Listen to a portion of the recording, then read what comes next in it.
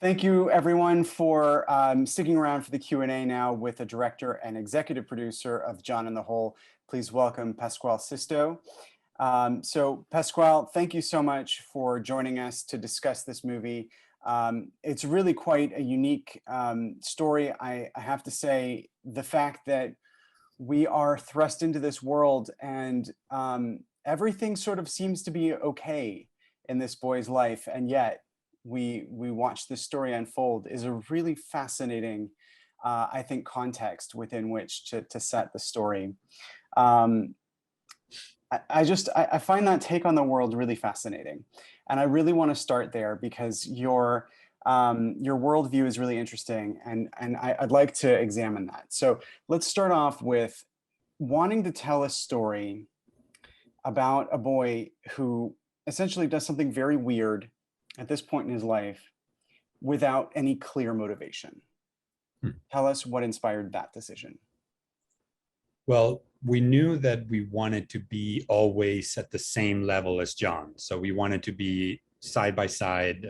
Actually, I mean, even on a technical level, there's a lot of scenes that were looking at John from a distance. So there's this sense of like somebody observing him or somebody watching over him. So that was even in discussions with the cinematographer, Paulo Scoor, that a lot of the way in which we shot the film was almost as if he's being observed by somebody else, and that somebody else is us. And in that same way, on a narrative level, we wanted to be on par with him, knowing that something inside of him leads him to do something like we've all seen, but he still doesn't know why he did it or why he's doing this. And he has to come to terms with it, and he has to suffer the consequences of it.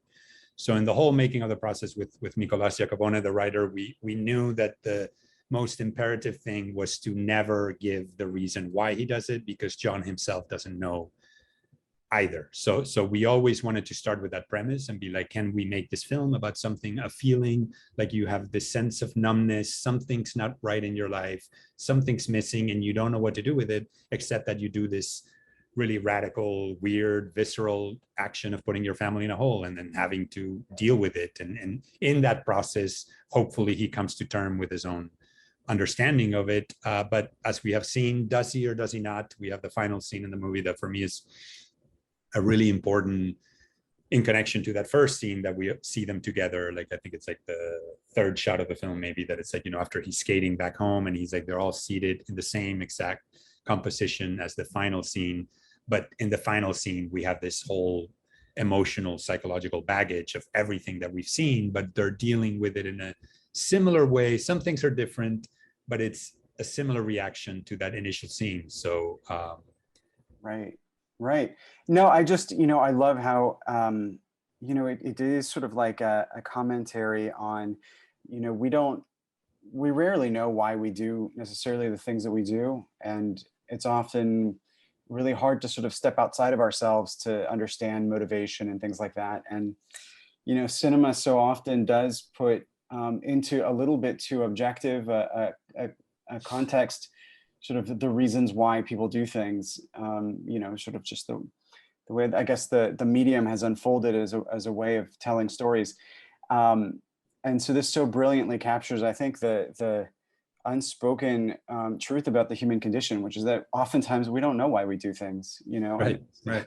So, I mean, exactly. And for me, it's like, why does this not permeate into the film world in a way that we are living in this film world, that everything's like problem solution, like this is something happens and this is the reason why, and everything's like a closed circuit in a way, and everything's like explained, and like, there's like this famous Godard thing that if you see a gun, it's going to get shot in the film, and every action leads to a reaction, and everything's very locked in, and it works, and that's why it's been done, because it functions perfectly. But there's something to me that I find in my own life that's why I've always been on the periphery of filmmaking and independent films and international films and foreign films, or whatever they're called now, foreign international. It's always been this idea that not everything functions perfectly, and I'm not this superhero that I always see, and I'm not this person that knows it all. And so in that, there is a long history of filmmakers that have done this. It's nothing new, but they're always on the periphery of the conversation. And I think for me, it's important to maintain this conversation and say that a lot of the times I don't know why things happen. And we, even with this pandemic, we're like, every week we have a different opinion on things and things change and we still have no idea what's going on. So, Right. so I think it's the most honest approach to storytelling, is not being this like know-it-all version of like, this is the problem and this is my solution. Well, so this is an adaptation of a short that you made, also, you know, with your screenwriter. So tell us about the things that you felt were, I guess, worth exploring in greater depth from the short, because sometimes, you know, short in and of itself can tell a complete story, but here you felt like you wanted to go further. Right. I think, I mean, the short story, to explain it or do the short version of it, it's, I mean, it's called El Pozo, so it's the well in Spanish. And it's a story that started already, the first early version of the short story, because I think the short story changed a little bit too, because he had just written it. So when he sent it to me, he had just written it and he wanted some feedback and we started discussing it. And then the feedback became so involved that it automatically became a film in a way, without wanting us planning it or anything like that. It organically became a screenplay in a way. But there was like the initial version that I read, it already started with the family in the whole, and it was a very bullet point, like sort of like he would describe things as a first person diary, like today I beat my own record at PlayStation, or I did this thing in the video game, or today I went to class and I practiced serving, or, you know, it was like not specifically those things, but it was a very matter of fact bullet point description. And then suddenly he would drop, oh, I gave them some sweaters and some apples. And you're like, gave who some sweaters and some apples? So immediately you're like, what? And then you realize that his family is being kept in a hole. But at the beginning, you're trying to cope with it and you're like, what is he doing? And then slowly you realize, and you know, it keeps going. Towards the end, it's similar in a way. It gets better, but I feel like the story started already in that setting. It started already with that. So in developing into a screenplay, of course, we did which is what Luis Buñuel would always say, that he would always come up with an image and then he would come up with the before and the after of that image, like how did that image became and what happens after the image. Like it's a little bit of the process that I use as well. And like you normally start with either a scene or a moment or a circumstance, and then that evolves before and after, or just after sometimes. So in this case, we needed a little bit before, like a little bit of the lead up to them putting them in the hole. But we knew that we didn't want to go far enough that we over explain all the reasons, or we see the reasons, or we have a trajectory of the reasons. So we went pretty much a few days before and just started expanding on that. And then of course, the other one was in a first person bullet point. So we just naturally organically evolved them to be more conversational. Like when he has the conversations, when he goes to the tennis classes, he has a conversation with the instructor. In the short story, it was just like, oh, I did this and the instructor told me to do that. Or it was much more of a summary in a way, the style of it.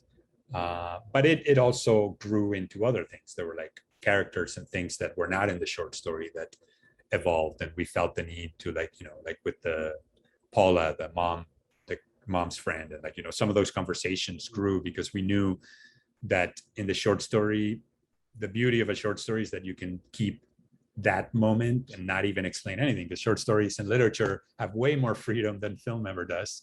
They're able to do things without really going into the details. So we felt like the need to like express other views, and, you know, the conversation with the Paula and like other conversations in general. So we just expanded on the character itself. Well, it's interesting that you say that there's, you know, that there's no context, so you spend that time sort of trying to come up with the reasons.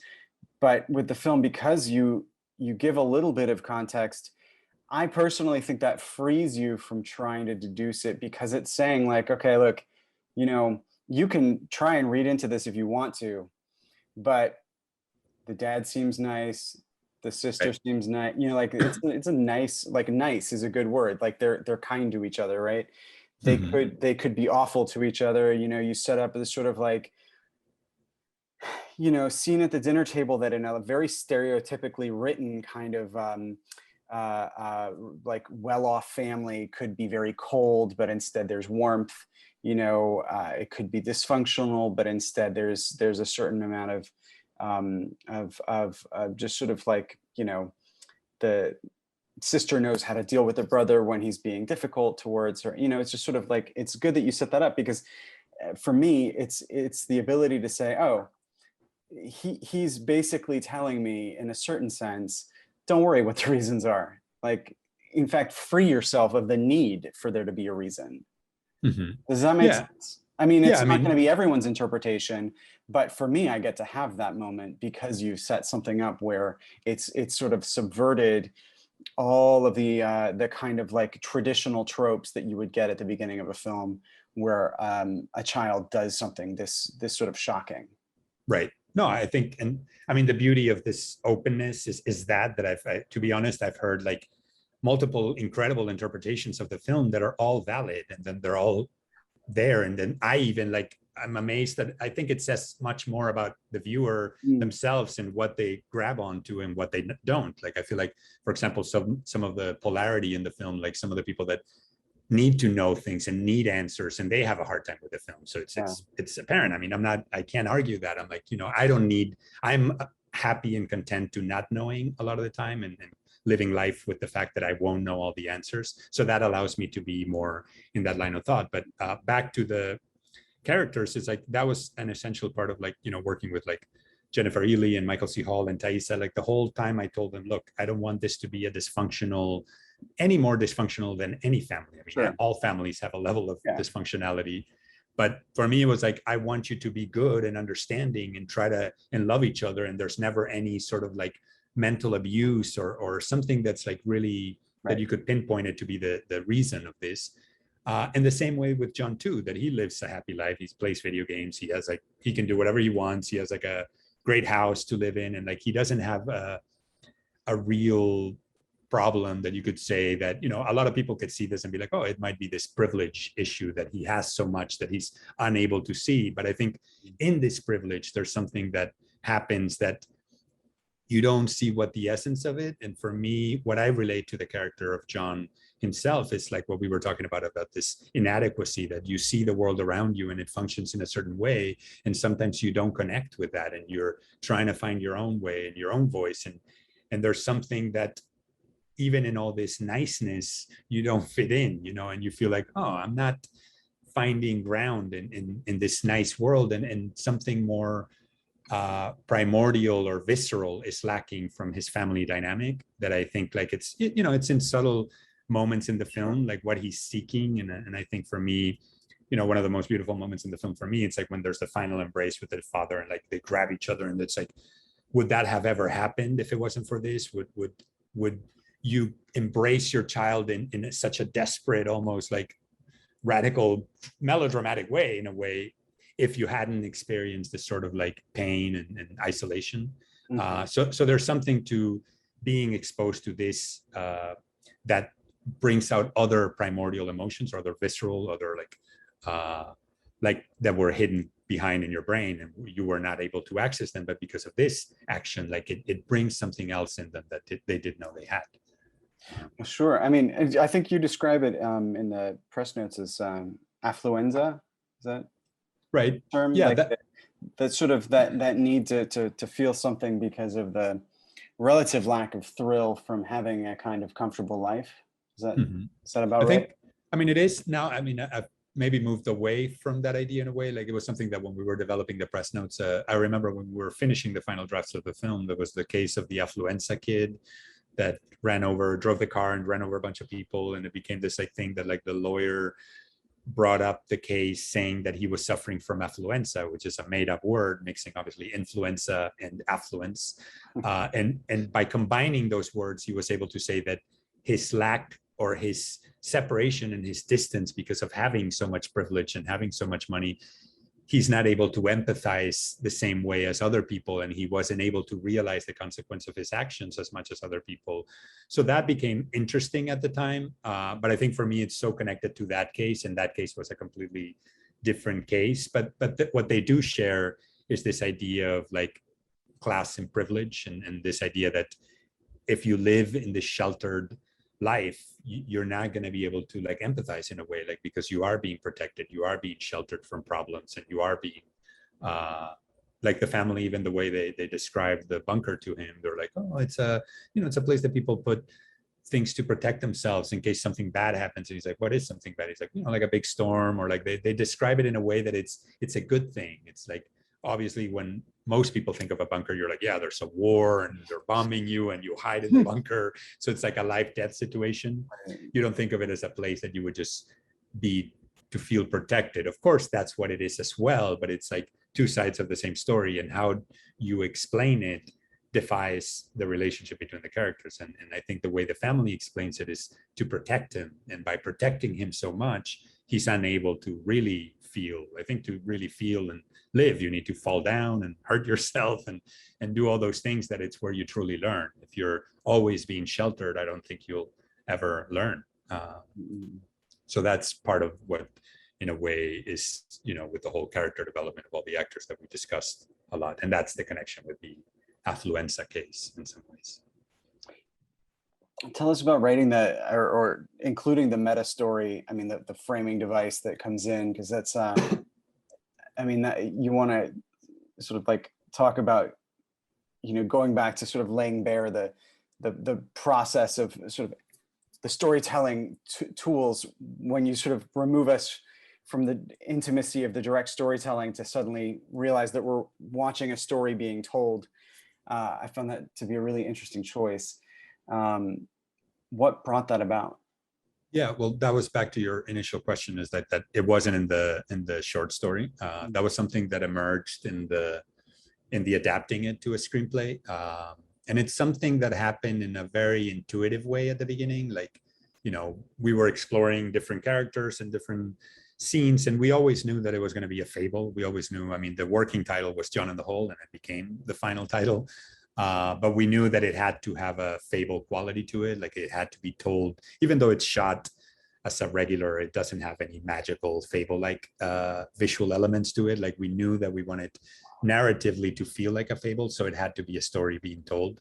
So Lily was brought as a character that decides to hear the story, like the conversation with the mom, that they're like, oh, do you want me to tell you a story? And she's like, oh, Charles and the spider. And it's like, no, the one about the hole. So in a way, we're implying that within this story, there's multiple stories, that we could have easily focused on the little brief interaction with Charles the gardener and the spider. Could have been its own story. I mean, with Nico, we always joked with that we could make multiple. We had a deer that ended up not being a deer, a scene with a deer that ended up not making it into the film. So it was like, does Lily and the deer become another film? So within a story, there's an opportunity to expand it in multiple ways. But yeah, so Lily became that. It became like this reference point that it sort of allows us to give the story more perspective. Like, it's suddenly we see this kid and we're like following him, and suddenly we like step backwards and see this narrative within the narrative, and suddenly we're able to, for me, the main point of that was able to see a different perspective on it. Like, we are observing the story, and it's back to that initial thing that I said about how we shot it, of like with this sort of like voyeuristic long lens aesthetic, that we always wanted to be like an observer, like looking in. Like, even the glass, like the house was supposed to be like a glass house, so always we're looking through the windows, like we're an outsider looking in.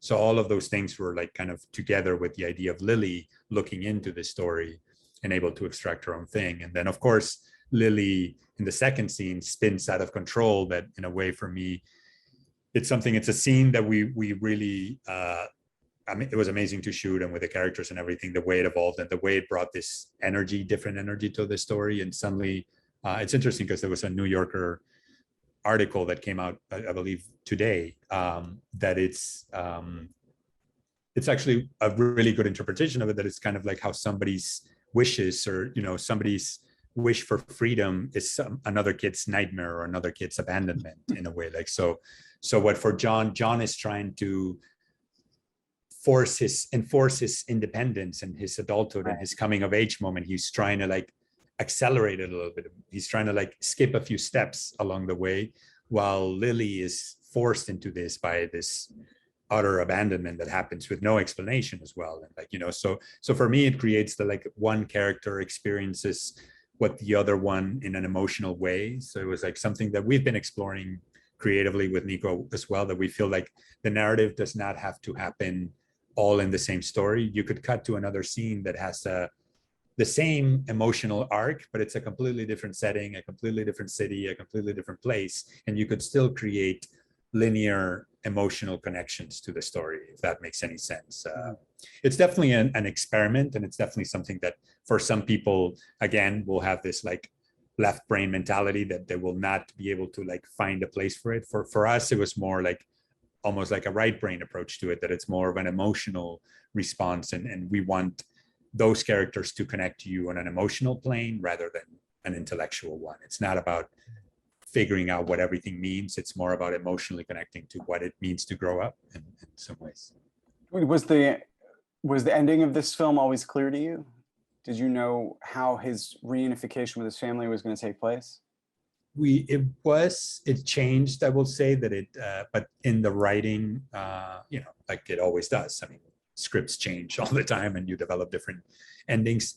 He was always going to get them out of the hole, so that was clear. And their response to it was always going to be similar in a way that they don't really confront it in a different way. But for example, I could tell you that it was going to take place in the living room instead of like the pool and then the dinner scene. They all come home and then he's sitting at the table.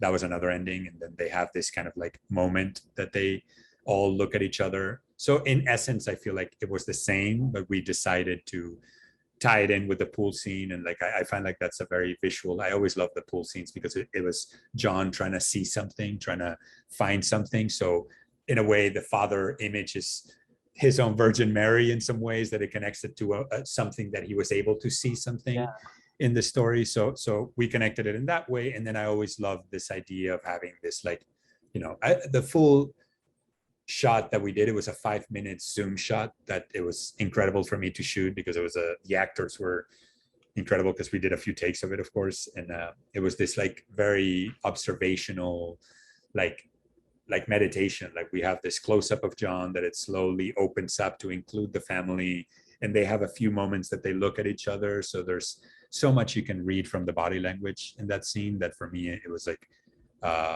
an incredible ending. But I do feel that the film has 3 potential endings. There's the pool ending, then there's the dinner ending, and then there's Lily's own ending in her own way. Right. So I think in that there's I like this idea that there's one ending, but at the same time you could see, do you want the emotional ending? Do you want the intellectual ending? Do you want the narrative ending? I'm just, because the pool, the moment of the pool is so powerful and such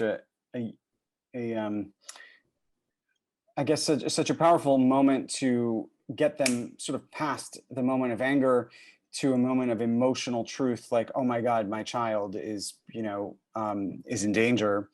That they sort of forget their own troubles and anger, you know, in that moment, really tapping into the sort of parental instincts. I'm wondering that once you landed on that, did you have to sort of like then go back and, you know, go into the screenplay and really plant that, you know, with the previous scene where he's pretending to be drowning and then the scene with a friend beforehand, or was that already all there and you just sort of brought it all together? It was, the scene with the drowning was there because we always knew we had a scene. I mean, kids always play those games, the one that you hold your breath and then they push you in the chest, or, you know, there's all these like crazy games that you do. And like, so the drowning we always wanted to have there, but I think we played around with the scene with the gardener later on, that he's like, you know, but that was actually on a very early draft as well. So I think the pool was always present. It was a matter of like connecting in an emotional way. And we did know that we wanted the family, because for me, the important thing of the family is that they, at first they're reacting to him. They're angry at him. The dad is like, come here, little man, you know, he's like, gets really angry at him. And then he goes through all the stages of like what happens when people are kept in captivity, or like what happens when people are kidnapped, or like you go through, like, I think I read all these psychological studies that you go through the 7 stages of grief and all these, like, you know, at first you're like angry and shocked, then you're like, you know, then you did withdraw, then you start losing your mind, you go into this delirious state with these like leave us alone moment with the father, with the lights, that they're almost losing their minds, to then they start playing with the mud and almost becoming their environment. and they become the place. And after that, when you are comfortable in this state again, it's where you can finally become, or or you've passed to the next stage in a way. And I think all those steps are there along the way, and like how the scenes, if you would cut the scenes of the family in the whole, it's like a perfect, very diagram of how you descend into this, like what happens in captivity. That first, then they go to the questioning, then they blame each other. There's a scene that the father blames the mother, like, what did you do to him? And there's this blame game. And then eventually, the final scene with the dad, that he's trying to become sexual with the mother, and they have this scene, awkward little moment, that they've become so familiar, so comfortable in this new home, which is the whole for them, becomes their new environment, that they right. I love that moment though. I mean, I think it was such a again, this, I don't know if people out there are going to think I'm crazy, but I think it was such a sweet moment, because it was like, oh, in all of this, he still finds a moment to just want to have a couple of minutes of tenderness with his wife. Right. No, it's odd, still, that relationship is still important, and it's, and I think it's what keeps us human in a way. I think the only way to retain is that they go through that. And I think the last stages are important, because they have the argument that they blame each other. Then they have then they do have the scene with John, and he's able to be nicer. So that puts them in a different state.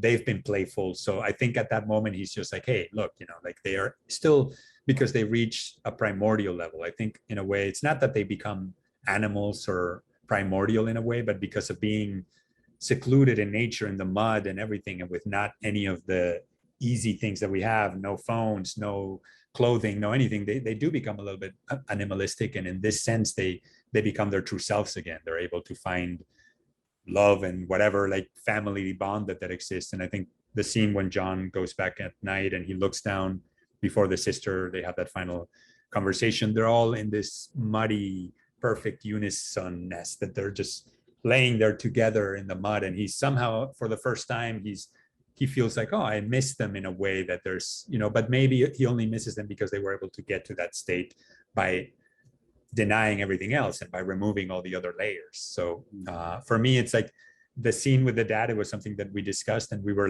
on the line at one point, because we're like, do we want to approach it? But I know this happens, and this happens in situations like that you still want to grab to some human elements to it, and you still want to be yourself. So it's interesting that happens right before he lowers the ladder and is able to so I think the fact that they respawn in the pool in that way is because they've gone through the full circle. They've found themselves in the space that they're truly a family again, in a primordial way.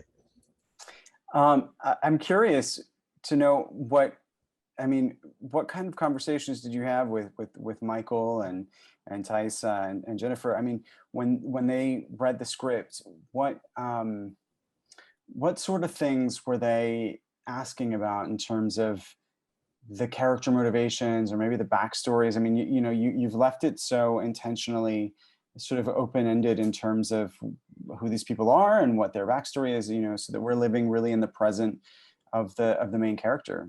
Does it matter? I mean, did it matter to them what sorts of relationships existed prior to what we see on screen? Right. I mean, of course, with the actors, I think you do go a step beyond than what you end up putting on the film. But so we did discuss a lot of this, but it was mostly understanding the characters more than anything, and understanding that they would not know, and being in the stone of containment, that they're frustrated and everything, but they would never find out in a way. So I think the best part is we didn't have much time for rehearsals and much time for everything, but I remember we had pretty much a 3-hour conversation with each one separately.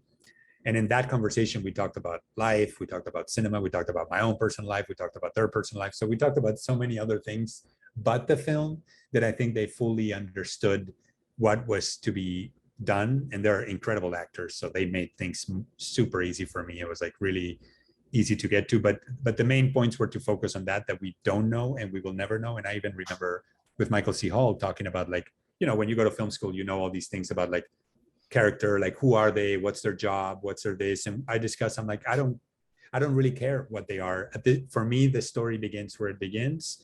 and they're obviously a family that has resources because we see their home, and so we know that they're doing something.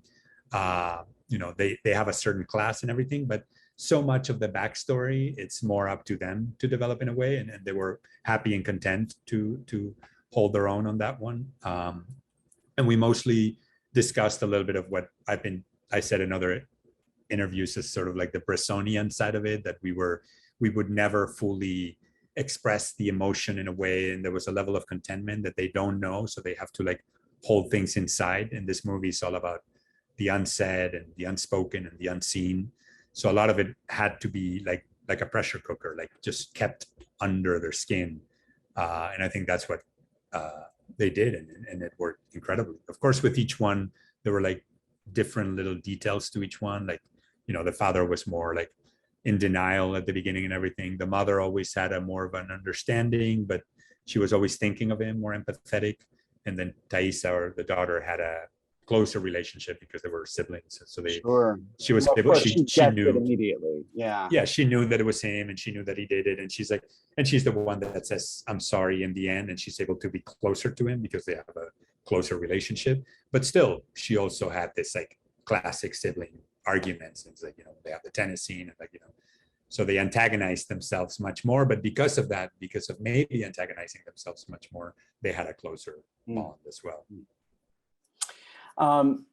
Well, thank you so much for jumping on. I'm sorry that we couldn't get to do this live, but that's been the case for a while. So I guess we're used to this by now, but it's a pity for sure. But I do want to remind everyone that's watching that the film is going to be available for digital rental on August 6th. It's also coming out in theaters. So please. At the New Art Theater in LA. So. Oh, yeah. Awesome. Go to the New Art. Yeah, tell people to go to the New Art. And of course, we are also, doing this for any alumni around, anyone that's watching around the country. So is it opening in New York at the IFC Center, or do you have It's at the Quad Cinema in New York, but then it's opening on 25 screens so far in the country. Oh, great. So lots of, I think it'll be on John on the Whole. We'll have, I think the website's being on air this week. So there'll be like all the showtimes in the different cities and everything. So. And are you going to be in the back of any of these theaters, kind of? Yeah, that's actually one of my fantasies, to just quietly enter a theater without telling anyone that I'm there, and just watching it with an audience for the first time without having to do a Q&A, for example. Like nothing against them, but I get always wanted to be an audience within an audience type of thing, and it's something I've wanting to do and I haven't been able to do. So at the Quad, I'll show up unannounced at some point during the week. That's awesome. So that'll be great. Well, thank you so much. Have fun at the Quad, and good luck with the opening. Yeah, great. Thank you very much. Take care.